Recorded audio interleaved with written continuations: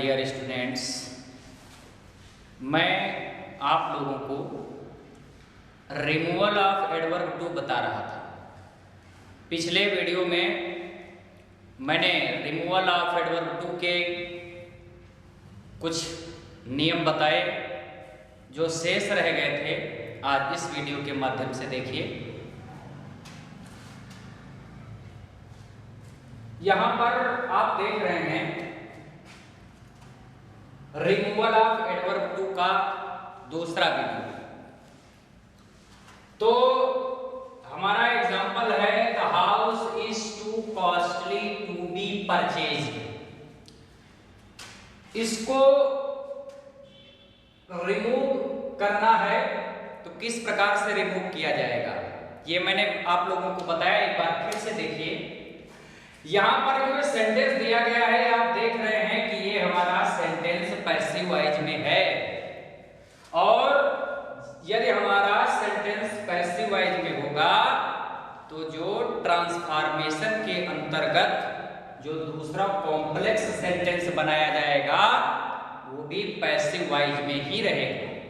आप यहां पर देख सकते हैं इन्फिनेटिव टू के साथ में बी लगा है और इसके बाद में मेन वर्ब की थर्ड फॉर्म लगी है। ये हमारा जो सेंटेंस है ये पैसिव वॉइस में है, तो जो हम ट्रांसफॉर्मेशन के अंतर्गत बनाएंगे वो भी वाक्य पैसिव वॉइस में रहेगा। तो देखिए आप कैसे बनाएंगे।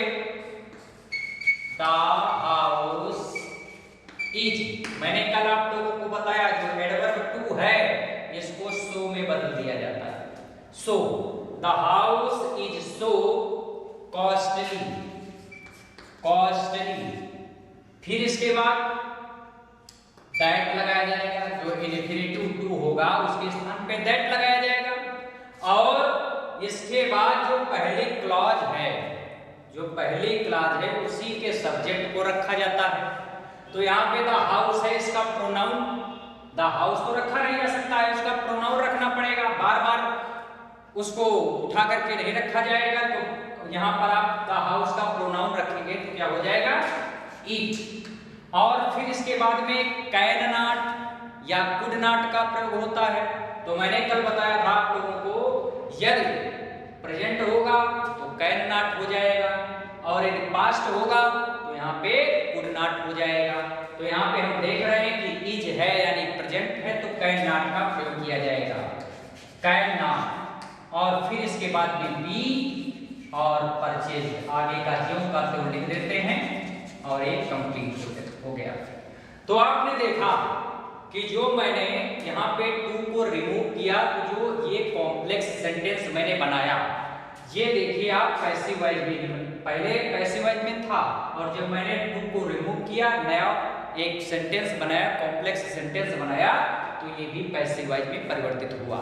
कहने का तात्पर्य यह है कि जब टू को रिमूव किया जाएगा यानी टू से संलग्न सेंटेंस जो होगा यदि वो पैसिव वॉइस में होगा तो जो ट्रांसफॉर्मेशन के अंतर्गत जो सेंटेंस बनाया जाएगा वो भी पैसिव वॉइस में रहेगा।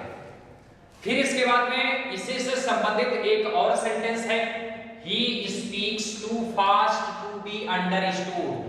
बिल्कुल सेम उसी प्रकार से है, ये भी पैसिव वॉइस में है। तो इसमें किस प्रकार से हम रिमूव करेंगे, टू को रिमूव करेंगे, तो सेम उसी प्रकार से आपको करना है जैसा मैंने पहले सेंटेंस में किया है। तो यहाँ पे लिखेंगे ही स्पीक्स और टू की जगह पे सो, फिर फास्ट। अब यहाँ पे टू है तो टू की जगह पे दैट लगाइएगा, और दैट के बाद में जो फर्स्ट आपका सब्जेक्ट है उसको यहाँ पे रखेंगे तो हो जाएगा ही। और यहाँ पे आपका प्रेजेंट है तो can not be, be understood, understood. ये भी कंप्लीट हो गया। ये दोनों एक ही नियम से संबंधित एग्जांपल्स हैं।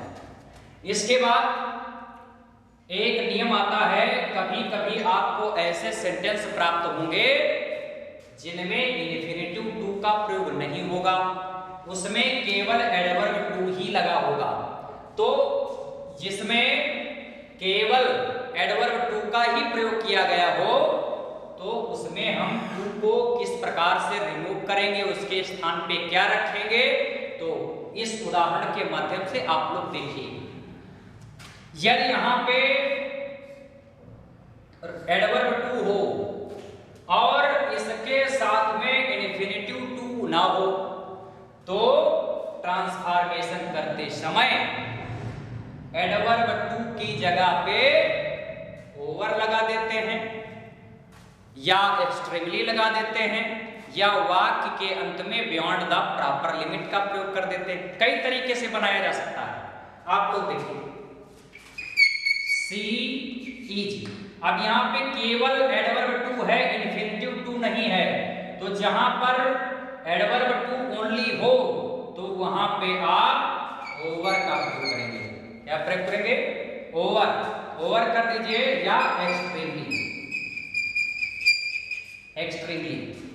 सी इज ओवर कर दीजिए या एक्सट्रीमली, और फिर इसके बाद में भी कर दीजिए, कंप्लीट हो गया। बस आपको एडवर्ब टू के स्थान पे ओवर या एक्सट्रीमली का प्रयोग कर देना है और आगे का ज्यों का त्यों जोड़ देना है, आपका सेंटेंस कंप्लीट हो जाएगा। यदि ऐसे ना बनाना चाहो तो आप दूसरे तरीके से बना सकते हैं। सी इज वीक और लास्ट में बियॉन्ड द प्रॉपर लिमिट। यहां पर आप देख सकते हैं एडवर्ब टू के स्थान पे ओवर लगाइए, एक्सट्रीमली लगाइए या आप बियॉन्ड द प्रॉपर लिमिट। बस अंतर इतना ही है, बियॉन्ड द प्रॉपर लिमिट का जो आप प्रयोग करेंगे तो आप उसको सबसे अंत में, यानी पहले पूरा कंप्लीट कर लेंगे। जैसे मैंने क्या लिखा, सी इज वीक, और फिर लास्ट में हमने बियॉन्ड द प्रॉपर लिमिट का प्रयोग कर दिया। और एक तरीका है, इसको आप डिग्री के माध्यम से भी बना सकते हैं। कैसे बनाएंगे? C is weaker than, C is weaker than C. अब ये वहां पे वही सब्जेक्ट आ जाएगा सी, और साथ में आपको जोड़ना पड़ेगा should be. C is weaker than C should be.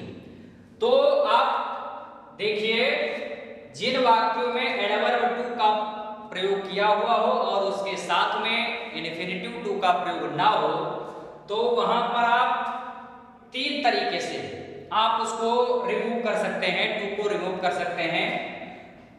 तो देखिए, C is over extremely weak हो गया, C is weak beyond the proper limit हो गया, या ऐसे बनाना चाहो C is weaker than C should be, आप ऐसे बना सकते हो। फिर इसके बाद में ये कंप्लीट हुआ, इसके बाद में नंबर आता है he is too proud to listen to anyone.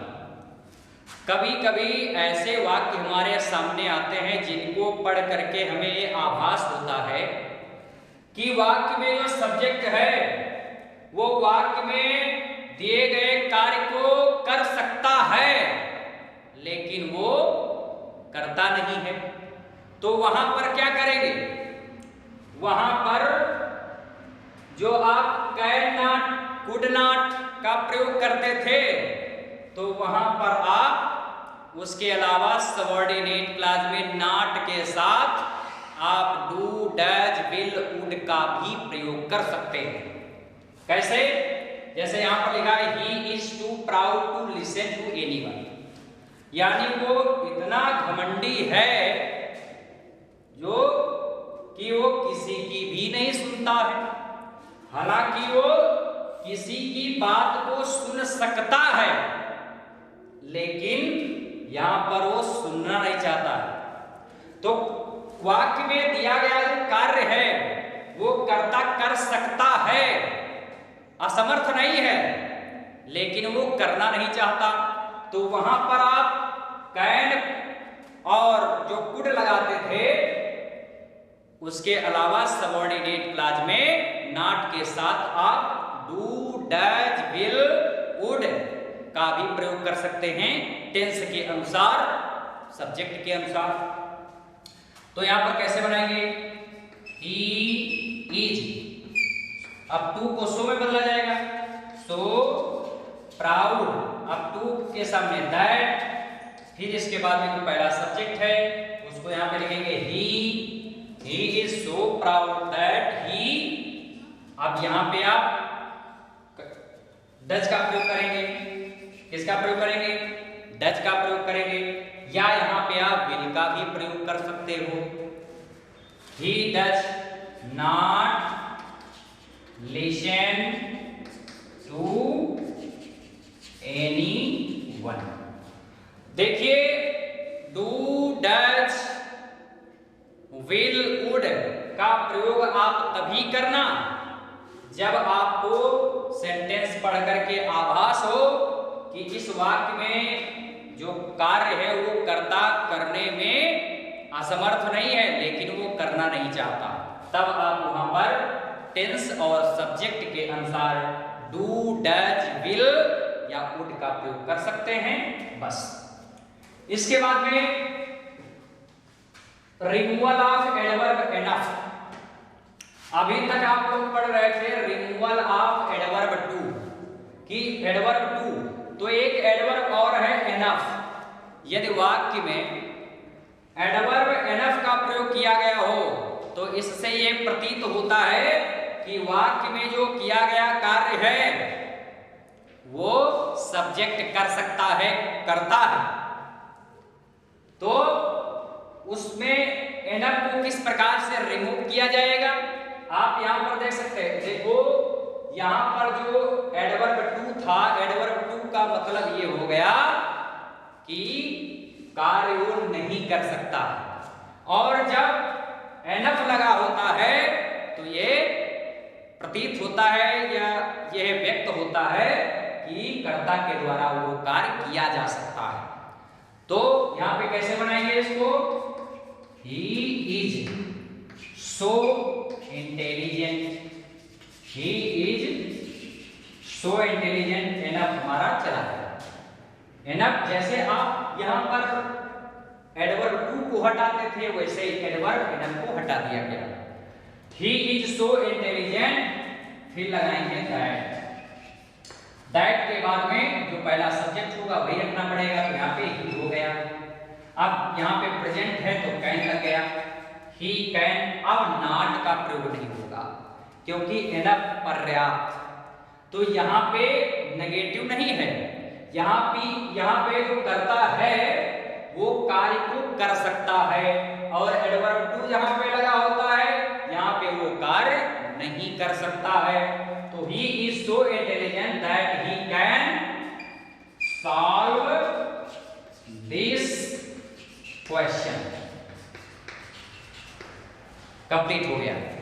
तो यहां पर जितने भी एग्जाम्पल्स प्रस्तुत किए गए हैं, समझाया गया है, इसी के माध्यम से अन्य जो इससे संबंधित या इससे समकक्ष एग्जाम्पल्स होंगे, आप इसी प्रकार से नियमों का अनुकरण करके आप रिमूवल ऑफ एडवर्ब टू और रिमूवल ऑफ एडवर्ब एनफ के मेरे द्वारा बताए गए नियमों का अनुकरण करके आप इसी प्रकार से ट्रांसफॉर्मेशन कर सकते हैं, ट्रांसफॉर्म कर सकते हैं। तो आज के दिन में इतना ही, और इसके बाद हम आप लोगों को अगले वीडियो में फिर से मिलते हैं एक नए टॉपिक के साथ। तब तक के लिए thanks for watching my video.